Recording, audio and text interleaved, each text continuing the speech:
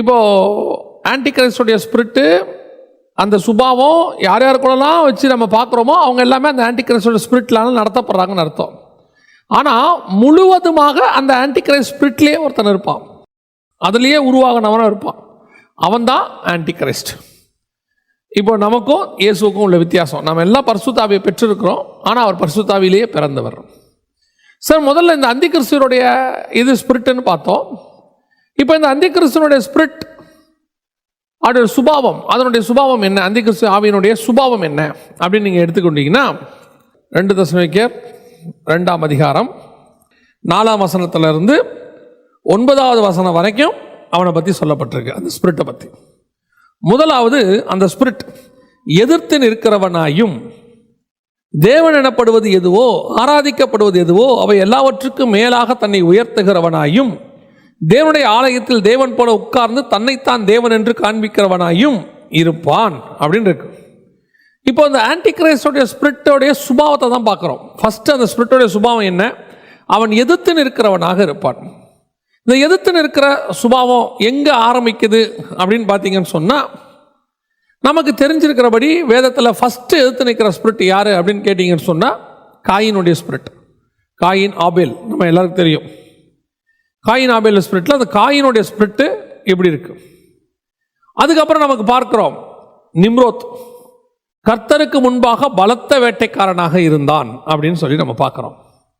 இப்போது இது எல்லாமே தேவ ஜனங்களுக்கு அகைன்ஸ்டாக நிற்கக்கூடியதான ஒரு ஸ்பிரிட், எதிர்த்து நிற்குதல். நீங்கள் பல நேரத்தில் பார்த்துருப்பீங்க, அவங்க தேவ பிள்ளைகளை, சபைகளை, ஊழியக்காரங்களை எதிர்ப்பாங்க. அவங்க ஏன் எதிர்க்கிறாங்க அப்படின்னு கேட்டால், நான் சொல்கிறது சும்மா சபைக்குள்ளே நமக்கு நாமே வரக்கூடிய பிரச்சனைகளை சொல்லலை. சபைக்கே விரோதமாக, சபை ஜனங்களுக்கு விரோதமாக, ஊழியர்களுக்கு விரோதமாக, ஊழியத்துக்கு விரோதமாக சிலர் எதிர்த்து நிற்பாங்க. சபை நடத்தக்கூடாது, சர்ச் நடத்தக்கூடாது அப்படின்னு சொல்லுவாங்க. எதுக்காக அப்படின்னு கேட்டால் அவங்கக்கிட்ட ப்ராப்பர் ரீசன் இருக்காது. அவங்க என்ன சொல்லுவாங்க அப்படின்னு சொன்னால், அது எங்களுக்கு எதிராக இருக்குது, எங்களுடைய கொள்கைகளுக்கு எதிராக இருக்குது, எங்களுடைய மார்க்க மாச்சரியங்களுக்கு அது அகைன்ஸ்டாக இருக்கிறது, அதனால் நடத்தக்கூடாது அப்படின்னு சொல்லுவாங்க. சட்டப்படியும் பார்த்தா நமக்கு உரிமை இருக்குது, எல்லாம் இருக்கும். ஆனாலும் அவங்க அப்படி சொல்லுவாங்க. எதனால் அப்படி? நாம் அவங்களுக்கு ஏதாவது தீங்கு விளைச்சோமா? நம்ம பாட்டுன்னு ஓரமாக எங்கேயோ ஒரு இடத்துல ஒரு ஷாப்லெட்டில் மேலே இல்லை ஒரு இடத்துல இடம் வாங்கி நம்ம கட்டி நம்ம பாட்டு ஆராதிச்சுக்கிட்டு இருக்கிறோம். ஏன் அங்கே நிற்கிறாங்க?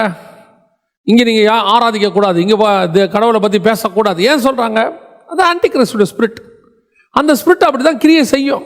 அதுக்கு பிடிக்காது, அதுக்கு காரணமே இருக்காது, நம்மளை கண்டாலே பிடிக்காது, அவ்வளோதான். நீங்கள் சில நேரத்தில் பார்த்துருப்பீங்க, நம்ம போயிட்டு இருக்கும்போது எதிரில் அந்த ஸ்பிரிட்டோட இருக்கிற ஒரு ஆள் வந்தால் நம்மளை பார்த்தோன்னா முறைச்சிட்டு போவாங்க. நம்ம ஏன் முறைக்கிறோம்? நம்ம அவங்களுக்கு ஏதாவது தீங்கு செஞ்சுருக்கிறோமா? இல்லை. அவங்ககிட்ட கூப்பிட்டு கேளுங்க, ஏன் அவங்கள பார்த்தா அவங்களுக்கு பிடிக்க மாட்டேங்குது. அவங்க சொல்லுவாங்க, காரணம்லாம் கிடையாதுங்க, அந்த ஆளை பார்த்தால் எனக்கு ஆகாதும்பாங்க. அந்த கையில் இருக்கிற பைபிளை வச்சுட்டு யார் போனாலுமே எனக்கு பிடிக்காதும்பா. இதுதான் ஆன்டி கிரைஸ்டோட ஸ்பிரிட் சுபாவம். இதுக்கு ரீசன்லாம் நமக்கு தேவையே கிடையாது. அந்த ஸ்பிரிட்டு நம்மளை எதிர்த்து நிற்கிறதாக நிற்கும். ரெண்டாவது, தேவன் எனப்படுவது எதுவோ ஆராதிக்கப்படுவது எதுவோ அவை எல்லாவற்றுக்கும் மேலாக தன்னை உயர்த்துகிறவனாயும், தேவன் எனப்படுவது எதுவோ ஆராதிக்கப்படுவது எதுவோ எல்லாவற்றுக்கும் மேலாக தன்னை, கடவுளுக்கு மேலே தன்னை உயர்த்துதல், காடை விட தன்னை பெரிய ஆளாக நினச்சி கொள்வது. கடவுளாலேயே என்னை ஒன்றும் செய்ய முடியாது அப்படின்லாம் சில சொல்லுவாங்க. அந்த ஆண்டவனாலே என்னை ஒன்றும் செய்ய முடியாது. அதோடைய அர்த்தம் என்னென்னா, நான் கடவுளுக்கு மேலே போயிட்டாங்க. கடவுளுக்கு மேலே போய் கடவுளாலேயே என்னை ஒன்றும் செய்ய முடியாது அப்படின்ற ஒரு இடத்துக்கு வந்தோம். இது கடவுளுக்கு மேலாக தன்னை உயர்த்துவது இந்த அந்தி கிறிஸ்து ஸ்பிரிட்டினுடைய அடுத்த சுபாவம். சிலரெல்லாம் யாருக்குமே பயப்பட மாட்டேன் அப்படிம்பாங்க. அவங்க சொல்லுவாங்க, யாருக்கும் நான் பயப்பட மாட்டேன் அப்படி சொல்லிட்டு அவங்க சொல்லுவாங்க, கடவுளே வந்தாலும் அப்படிம்பாங்க. இதெல்லாம் அந்த ஸ்பிரிட்டோடைய பேச்சு. அடுத்து வசனம் சொல்லுது, தேவனுடைய ஆலயத்தில் தேவன் போல உட்கார்ந்து தன்னைத்தான் தேவன் என்று காண்பிக்கிறவனாயும் இருப்பான்.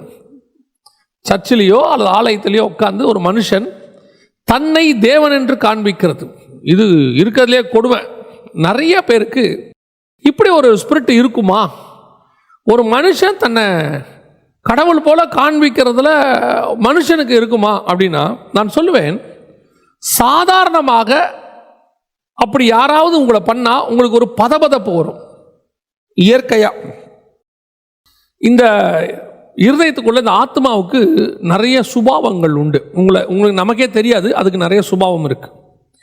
அதுல ஒரு சுபாவம் என்னன்னு கேட்டீங்கன்னா, யாராவது காலில் விழ வந்தா ஆட்டோமேட்டிக்கா கை தடுக்கும். காலில் யாராவது விழ வந்தாங்கன்னா ஆட்டோமேட்டிக்கா கை தடுக்கும். இது இயற்கை சுபாவம். யார் வந்தாலும், யாராவது காலில் வந்தாலும் இல்லை வேணாம். ஏன் தடுக்கிறாங்க அப்படின்னு கேட்டீங்கன்னு சொன்னா, தேவனை தான் வணங்கணும், மனுஷனை வணங்கவே கூடாது. வசனம் அப்படிதான் சொல்லுது. தூதர்களே சொல்றாங்க, உன் தேவனாய கர்த்தர் ஒருவரையே தொழுதுகொள் அப்படின்னு இருக்குது. அப்படி இருக்கும்போது சாதாரணமாக நீங்கள் காலில் விழ போனாலே, நான் சொல்றது தேவனை அறிஞ்சவங்க அறியாதவங்க அப்படிலாம் கிடையாது. யாருமே காலில் விழ வந்தால் நிறுத்திடுவாங்க. ஒரு லெவலுக்கு மேலே ஏதோ ஒரு ஃபங்க்ஷன், பெரியவங்க காலில் கண்டிப்பாக விழணும்னு சொல்லும் போது, அப்போ அந்த பெரியவங்க பார்த்தீங்கன்னா நிற்பாங்க. அவங்க எதனாலன்னா வேற வழி இல்லை, கட்டாயம் அப்படின்னு. மற்றபடி யாராவது காலில் விழ வந்தால் இல்லை வேண்டாம் அப்படின்னு சொல்லிடுவாங்க. இது ஒரு சுபாவம். ஆனால் அந்த ஸ்பிரிட் வந்துட்டா எல்லாரும் தான் காலில் விழணுங்கிற ஒரு எண்ணம் ஒன்று வரும். என் காலில் விழுந்து மன்னிப்பு கேட்டாதான் நான் மன்னிப்பேன் அப்படின்னு சொல்லுவாங்க. சிலர் சொல்லுவாங்க, பார்த்துருப்பீங்களே, என் காலில் விழுந்து மன்னிப்பு கேட்கணும் அப்படின்னு. அது அந்த ஸ்பிரிட் அவங்கள உள்ளது. ஏன் அந்த காலில் விழ சொல்லுது அப்படின்னு சொன்னா, அவங்களுக்கு இவன் தேவனாக மாறுகிறார். சிலர் கோபத்தில் சொல்லுவாங்க, ஆனால் காலில் விழ ஒத்துக்க மாட்டாங்க. ஆனால் இந்த ஸ்பிரிட் செய்யும். எல்லாரும் தான் காலில் விழணும், எல்லாரும் தன்னை தெய்வம்னு சொல்லணும், எல்லாரும் தன்னை கடவுள்னு சொல்லணும் அப்படின்னு சொல்லி ஒரு விருப்பம். இது அந்த ஸ்பிரிட் வந்தால் மட்டும்தான் நடக்கும், இல்லைன்னா உங்களுக்கு அது பிடிக்காது. அதாவது சாதாரணமாக ஒரு மனுஷன் நீங்கள் கடவுள்னு சொன்னீங்கன்னா, ஐயோ கடவுள் எங்கேயோ இருக்கிறாருங்க அப்படிம்பாங்க. நம்ம அங்கெல்லாம் அந்த இடத்துல வர முடியாது. ஒரு பெரிய சினிமா நடிகர், அவரை பற்றி ஒரு பாட்டு எழுதுனாங்க. அவர் அந்த பாட்டில் அவர் கடவுளுக்கு ஈக்குவலாக எழுதுகிறாங்க. பாட்டு வந்துச்சு, சக்ஸஸ் ஆயிடுச்சு, படமும் சக்ஸஸ் ஆயிடுச்சு. அதோடைய வெற்றி விழாவில் அவர் பேசும்போது சொல்கிறாரு, இந்த பாட்டு தப்பான பாட்டு, அதில் என்னை கடவுளுக்கு ஈராக எழுதுகிறாங்க, கடவுள் ஒருத்தர் தான், அவருக்கு ஈக்குவலாக யாரும் கிடையாது, அப்படி செய்ய முடியாதுன்னு அந்த மனுஷன் சொல்கிறான். பாருங்கள், தேவனை அறியாத மனுஷனுக்கு அந்த உணர்வு இருக்குது பாருங்க, தான் கடவுளுக்கு ஈக்குவல் இல்லைன்னு. ஆனால் தன்னைத்தான் தேவன் என்று காண்பிக்கிறவனாயும் தன்னை கடவுளுக்கு ஈக்குவலா, நான் இந்த இதுக்கு நான் கடவுள், அது சொல்லும் போது அக்செப்டன்ஸ் பண்ணுற பாருங்க, அது அதை விட தப்பு. சிலர் நம்மளை சந்தோஷப்படுத்துறதுக்கு, இல்லை நம்மக்கிட்ட சில ஆதாயத்துக்கு, ஏதோ ஒரு காரணத்தில் அப்படி நம்மளை கடவுள் மாதிரி அப்படி உயர்த்துவாங்க. இசைக்கு நீங்கள் தான் கடவுள், இதுக்கு நீங்கள் தான் கடவுள், இந்த மாதிரி காரியத்துக்கு நீங்கள் தான், இந்த விளையாட்டுக்கு நீங்கள் தான் கடவுள் அப்படின்னு சொல்லி கடவுள்னு சொல்லுவாங்க. அதை உடனே மறுக்கணும். நீங்கள் தப்பாக சொல்கிறீங்க, அப்படி கிடையாது, கடவுள் ஒருத்தர் தான் இருக்கிறாருன்னு சொல்லணும். எப்போ ஒருத்தன் அக்செப்ட் பண்ணிக்கிறானோ அப்போ அந்த ஸ்பிரிட் கிரியை செய்ய ஆரம்பிக்கும். இப்போ இதுக்கு ஒத்த வசனம் எங்கே இருக்குது அப்படின்னு கேட்டிங்கன்னா, தானியேல் புஸ்தகத்தில் 11ஆம் அதிகாரம் 37வது வசனத்தில் இந்த ஆன்டிகிரைஸ்டுடைய ஸ்பிரிட்டை பற்றி தெளிவாக சொல்லப்பட்டிருக்கும். அவன் தன் பிதாக்களின் தேவனை மதியாமல், ஸ்திரீகளின் சிநேகத்தையும் எந்த தேவனையும் மதியாமலும், எல்லாவற்றுக்கும் தன்னை பெரியவனாக்கி, அரண்களின் தேவனை தன் ஸ்தானத்திலே கனம் பண்ணி, அப்படின்னா எல்லா கடவுளுக்கும் மேலே உயர்த்தி, கடவுளுக்கு ஈக்குவலாக நான் தான், எனக்கு ஈக்குவலான கடவுளே இல்லை அப்படின்னு சொல்லக்கூடியதான ஒரு சுபாவம். இதுதான் வசனம் சொல்லுது, தன்னைத்தான் தேவன் என்று காண்பிக்கிறவனாயும் இருப்பான். ஸோ இதெல்லாம் ஆன்டிகிரைஸ்டுடைய ஸ்பிரிட் எதிர்த்து நிற்கிறது. அடுத்தபடியாக மேலாக, கடவுளுக்கு மேலாக தன்னை உயர்த்துறது, தேவனுடைய ஆலயத்தில் உட்கார்ந்து தன்னைத்தான் தேவன்னு காட்டுறது, இதெல்லாம் ஆன்டிகிரைஸ்டுடைய ஸ்பிரிட். இதெல்லாம் ஆன்டிகிரைஸ்டுடைய கவர்மெண்ட்டில் நடக்கும். அவனுடைய அரசாட்சி நடக்கும்போது இதெல்லாம் நடக்கும். ஆனால் அதுக்கு முன்னாடியே இது ஆரம்பிச்சிடும். ஏன்னா அவன் வரும்போது மக்கள் திடீர்னு சடனாக வணங்க முடியாது. அதற்கான ஆயத்தத்தை இப்போவே செய்ய தொடங்கிடுவாங்க. ஸோ இதான் ஆன்டி கிரைஸ்டுடைய ஸ்பிரிட். சரி, இந்த ஆன்டி கிரைஸ்ட் அப்படின்னு சொல்லக்கூடிய, அந்தி கிறிஸ்து அப்படின்னு சொல்லக்கூடிய இந்த காரியங்கள் எங்கே ஆரம்பிக்குது பைபிளில் அப்படின்னு சொல்லி நீங்கள் கேட்டீங்கன்னு சொன்னால், ஆதியாகமத்தின் புஸ்தகம் 3ஆம் அதிகாரத்தில் நீங்கள் வாசிக்கும் போது 15வது வசனத்தில் கர்த்தர் ஒரு காரியத்தை சொல்கிறார். இவங்க பழம் சாப்பிட்றாங்க, ஒரு ப்ராஃபஸியை கர்த்தர் சொல்கிறார். 3ஆம் அதிகாரம் 15ஆம் வசனம், ஜெனசிஸ் 3:15. உனக்கும் ஸ்திரீக்கும் உன் வித்துக்கும் அவள் வித்துக்கும் பகை உண்டாக்குவேன், அவர் உன் தலையை நசுக்குவார், நீ அவர் குதிங்காலை நசுக்குவாய் என்றார். உன் வித்துக்கும் அவள் வித்துக்கும் பகை உண்டாக்குவேன். சர்பத்தை பார்த்து ஆண்டவர் சொல்றாரு. அப்ப ஸ்திரீயின் வித்து இயேசு கிறிஸ்து, நம்ம எல்லாருக்கும் தெரியும், ஸ்திரீயின் வித்தாக பிறந்தார் சபைக்கு. அடுத்து சர்பத்தின் வித்து யார்? உன் வித்துக்கும் அவள் வித்துக்கும் பகை உண்டாக்குவேன். சர்பத்தின் வித்து யாரு அப்படின்னு கேட்டீங்கன்னு சொன்னா 2 தெசலோனிக்கேயர் 2ஆம் அதிகாரம் 3வது வசனத்துல, எவ்விதத்தினாலும் ஒருவனும் உங்களை மோசம் போக்காதபடிக்கு எச்சரிக்கையாயிருங்கள், ஏனெனில் விசுவாச துரோகம் முந்தி நேரிட்டு கேட்டின் மகனாகிய பாவ மனுஷன் வெளிப்பட்டால் ஒழிய அந்த நாள் வராது அப்படின்னு இருக்கு. இந்த கேட்டின் மகன் அப்படின்னு இருக்கு பாருங்க. இந்த கேட்டின் மகன் தான் அந்தி கிறிஸ்து. எல்லா சகல கேடுகளுக்கும் பிதா யாரு? பிசாசு, பொய்யனும் பொய்க்கு பிதாவுமாக இருக்கிறான். இப்போ அந்த அந்தி கிறிஸ்துவோடைய தகப்பனாக, அதாவது பிதாவாக இந்த பிசாசு காணப்படுகிறது. கேட்டின் மகன் என்பது ஆன்டி கிரைஸ்ட், அந்தி கிறிஸ்துவை குறிக்கிறார். இதைத்தான் ப்ராஃபஸியாக 3ஆம் அதிகாரம் 15வது வசனம் ஆதியாகமத்தில் ஜெனிசிஸ்ல ஆண்டவர் சொல்றாரு, உன் வித்துக்கும் அவள் வித்துக்கும் பகை உண்டாக்குவேன், அவர் உன் தலையை நசுக்குவார். ஆன்டி கிரைஸ்டுடைய தலையை நசுக்குறதுக்கு. இது எங்க நடக்குது? அர்மேகதான் யுத்தத்தில், வெளிப்படுத்தல் 16:16 அர்மேகதான் யுத்தம் பற்றி சொல்லப்பட்டிருக்கு. மெகிதோ என்கிற பள்ளத்தாக்கிலே கூட்டி சேர்த்தான். இந்த அர்மேகதான் யுத்தத்தில் அந்தி கிறிஸ்துவை இயேசு ஜெயிக்கிறார் தன்னுடைய வாயின் சுவாசத்தினால. ஜெயித்த பிறகு அவன் அக்கினியும் கந்தகம் எரிகிற கடலிலே தள்ளப்படுகிறான். இதுதான் அவர் தலையை நசுக்குதல் அப்படின்னு இருக்கு. ஆன்டி கிறிஸ்டை ஜெயிக்கிறது அங்கே சொல்லப்பட்டிருக்கு. ஸோ இந்த கேட்டின் மகன் அப்படிங்கிறது தான் ஆன்டி கிறிஸ்டுடைய சுபாவம். இந்த கேட்டின் மகன் அப்படிங்கிறது யார் யாரெல்லாம் குறிக்குது அப்படின்னு சொல்லி நீங்கள் கேட்டீங்கன்னு சொன்னால், ஏன்னா இப்போ அந்த ஸ்பிரிட் எல்லாமே சபைக்கு விரோதமாக போராடும். இந்த கேட்டின் மகன் அப்படிங்கிற ஸ்பிரிட் யாரை குறிக்கிறது அப்படின்னு சொல்லி பார்த்தீங்கன்னா, முதல்ல இந்த கேட்டின் மகன் அப்படிங்கிறது பைபிளில் நம்ம யாரை பார்க்குறோம்? யூதாஸ் காரியத்தை குறித்து பார்க்குறோம். யூதாஸ் காரியத்தை பற்றி இயேசு சொல்லும் போது கேட்டின் மகன்னு சொல்றாரு. இந்த கேட்டின் மகனாகிய யூதாஸ் காரியத். இந்த யூதாஸ் காரியத் யாரு அப்படின்னு கேட்டீங்கன்னா, இவன் கூடவே இருந்தவன், அந்த 12 அப்போஸ்தலர்களில் ஒருத்தனாக இருந்தவன். இவன் தன்னை பணத்தாசைக்கு விற்று போட்டவன். ஸோ விற்று போட்டு இவன் இயேசுவை காட்டி கொடுத்தான் 30 வெள்ளிக்காசுக்கு, நம்ம எல்லாருக்கும் தெரியும். ஆனால் இவனை பார்த்து ஆண்டவர் சொல்றாரு கேட்டின் மகன் அப்படின்னு சொல்றாரு. பணத்தாசை உள்ளவங்க எல்லாம் கேட்டின் மகனா அப்படின்னா கேயாசியே இவங்க எல்லாரையும் நம்ம கேட்டின் மகன் சொல்லிட முடியாது. அப்போ யூதாஸுக்கு இருந்த ஒரு சுபாவம் என்ன அப்படின்னு கேட்டீங்கன்னு சொன்னா, ஸ்பிரிச்சுவலி அவன் தேவனையே மரணத்துக்கு நேராக நடத்தக்கூடியவன். தேவனுக்கே தண்டனை வாங்கி கொடுக்குறான், தேவனையே கொண்டு போய் ஒப்படைக்கிறான். இயேசு ஒரு இடத்துல கேட்கிறாரு, என்னை நீங்கள் யார் என்று சொல்லுகிறீர்கள்? இது உன்னதமான தேவனுடைய குமாரன் அப்படின்னு சொல்றான். அப்படி சொல்லும்போது யூதாசும் இருக்கிறான். அப்படி இருக்கும்போது இவர் தேவனுடைய குமாரன்னு தெரிஞ்சும் இவரை காட்டி கொடுக்குறான் அப்படின்னு சொன்னா, அந்த காட்டி கொடுக்கிற சுபாவம் இருக்கு பார்த்தீங்களா, அதுதான்.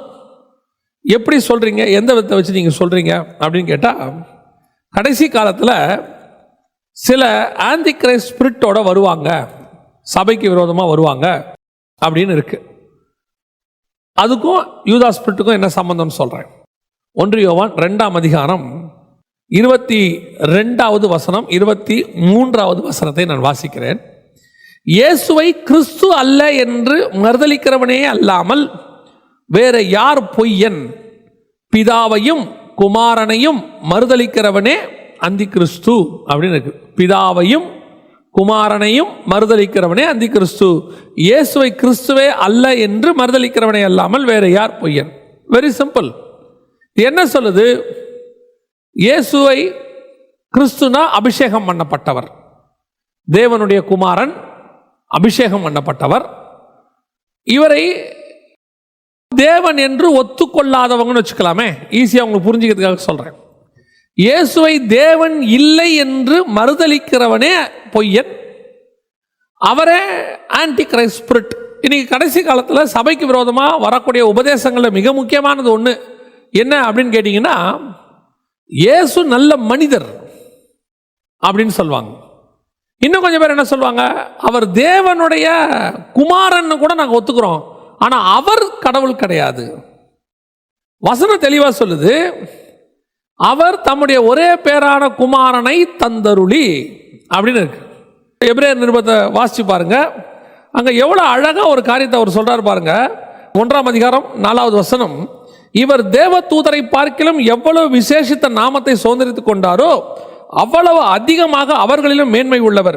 எப்படியெனில், நீர் என்னுடைய குமாரன், இன்று நான் உம்மை ஜெனிப்பித்தேன் என்றும், நான் அவருக்கு பிதாவாய் இருப்பேன், அவர் எனக்கு குமாரனாய் இருப்பார் என்றும் அவர் தூதர்களில் யாருக்காவது எப்போதாவது சொன்னதுண்டா? மேலும் தமது முதற் பேரானவரை உலகத்தில் பிரவேசிக்க செய்த போது தேவதூதவர் யாரும் அவரை தொழுது கொள்ள கடவர்கள் என்றார். இப்படி இருக்கும்போது 8வது வசனம், குமாரனை நோக்கி, தேவனே, உம்முடைய சிங்காசனம் என்றென்றைக்கும் உள்ளது, உம்முடைய ராஜ்யத்தின் செங்கோல் நீதியின் செங்கோலாய் இருக்கிறது. நீர் நீதியை விரும்பி அக்கிரமத்தை வெறுத்திருக்கிறீர். ஆதலால் தேவனே, உம்முடைய தேவன் உமது தோழரை பார்க்கிலும் உம்மை ஆனந்த தைலத்தினால் அபிஷேகம் பண்ணினார் என்றும், கர்த்தாவே, நீர் ஆதியில் பூமியை அஸ்திவாரப்படுத்தினீர், வானங்கள் உம்முடைய கரத்தின் கிரியைகளாய் இருக்கிறது, அவைகள் அழிந்து போகும், நீரோ நிலைத்திருப்பீர். அவைகள் எல்லாம் வஸ்திரம் போல பழைதாய் போகும், ஒரு சால்வையை போல அவைகள் சுருட்டுவீர், அப்பொழுது மாறிப்போம், நீரோ மாறாதவராய் இருக்கிறீர், உம்முடைய ஆண்டுகள் முடிந்து போவதில்லை என்று சொல்லி இருக்கிறது. மேலும் உம்முடைய சத்துருக்களுக்கு உம்முடைய பாடுபடியாக்கி போடும் வரை நீர் என்னுடைய வலது பார்சல் உட்காரும் என்று தூதர்களில் யாருக்காவது எப்போதாகிலும் அவர் சொன்னதுண்டா? எவ்வளவு அழகா கேட்டிருக்காரு பாருங்க. பதில் இதுதான். 1ஆம் அதிகாரத்தில் 4வது வசனத்திலிருந்து 14வது வசனம் வரைக்கும் தேவ தூதர்களுக்கும் குமாரனுக்கும் உள்ளதான வித்தியாசம். இவரையும் தேவனுங்கிறாங்க, பிதாவையும் தேவனுங்கிறாங்க. இவரும் பிதாவும் ஒன்றாக இருக்கிறது போல. அப்படின்னா என்ன அர்த்தம்? இயேசு தேவன். அப்படி இயேசுவை தேவன் இல்லை என்று மறுதலிக்கிறவனே பொய்யன், அவனே அந்தி கிறிஸ்து. இன்னைக்கு கடைசி காலத்தில் சபைக்கு விரோதமாக போராடக்கூடிய ஒரு குரூப் என்ன சொல்லிக்கிட்டு இருக்குது அப்படின்னா, இயேசு தேவன் கிடையாது அப்படின்னு சொல்லி உங்களை வழிவிலக பண்றவங்க. இந்த வழிவிலக பண்ணக்கூடியவங்கள மிக முக்கியமான ஆட்கள் என்ன செய்வாங்க, நான் சொல்யூஷனும் சொல்றேன். அவங்க உங்ககிட்ட என்ன செய்வாங்க அப்படின்னா, பைபிளை விட அவங்க ஒரு புக்கை அதிகமாக இன்சிஸ்ட் பண்ணுவாங்க. உங்களை பைபிள் அதிகமாக படிங்கன்னு அவங்க சொல்ல மாட்டாங்க. அவங்களுடைய ஸ்தாபனத்திலிருந்து வரக்கூடிய ஒரு புக்கு இருக்கும், அதை அதிகமாக படிக்க சொல்லுவாங்க. இது அவங்க மட்டும் இல்லை, அதாவது இயேசுவை மறுதலிக்கிறவங்க மட்டும் இல்லை, கள்ளோபதேசக்காரங்க எல்லாருடைய வேலையுமே பைபிளுக்கு ஆல்டர்னேட்டா ஒரு புக்கை கொண்டு வருவாங்க. பைபிளுக்கு ஆல்டர்னேட்டா ஒரு புக்கு. அவன் பைபிளுக்கு பதிலாக ஒரு புக்கை கொண்டு வந்துட்டு, இதை படிங்க, இதுல இன்னும் நிறைய விஷயங்கள் இருக்குது, இது உங்களுக்கு நல்லா தெளிவா சொல்லுன்னா அவன் கள்ளன், அவன் கல்ட்டு. பைபிளுக்கு ஆல்டர்னேட் புக்கு கிடையாது. யார் செய்வா? பிசாசு அந்த வேலையை செய்யும். ஏன்? இதுல தான் நித்திய ஜீவன் இருக்கு, இதுல தான் சத்தியம், இதுக்குள்ள தான் உண்மை இருக்கு. இந்த உண்மைக்கு பதிலா மனுஷன் எழுதின ஒரு புக்கை கொண்டாந்துரும். நான் உங்களுக்கு சொல்லுவேன், இந்த வேதாகமத்தில் சொல்லப்பட்டதை தவிர்த்து மனுஷன் எழுதின அத்தனை புத்தகத்திலும் பிழை உண்டு. There must be a mistake. Mistake இல்லாத ஒரே ஒன்று இருக்குன்னா அது பரிசுத்த வேதாகமம் மட்டுமே. மனுஷன் எழுதின எல்லா புக்கிலையும் மிஸ்டேக்குன்னு ஒன்று இருக்க தான் செய்யும்.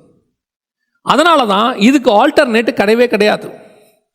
நிறைய கல்ட்டுக்காரங்க சொல்ற மிக முக்கியமான விஷயம் என்னன்னு கேட்டீங்கன்னா, எங்க புக்கை படிங்க, இதுல உங்களுக்கு தெளிவா கொடுத்துருக்குது.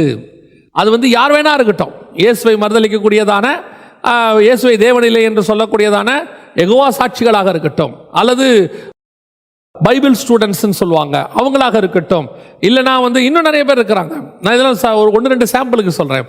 இன்னும் நிறைய பேர் இருக்கிறாங்க, இவங்களாக இருக்கட்டும். இவங்க எல்லாருமே தங்களுடைய புத்தகத்தை இன்சிஸ்ட் அதிகமாக செய்வார்கள். அவங்க வேதாகமத்தை 2வது நிலைக்கு கொண்டு போக ட்ரை பண்ணுவாங்க. இதுதான் இருக்கிறதுலே பெரிய வேலை. முதலாவதாக இயேசுவை தேவன் இல்லை என்று சொல்வார்கள்.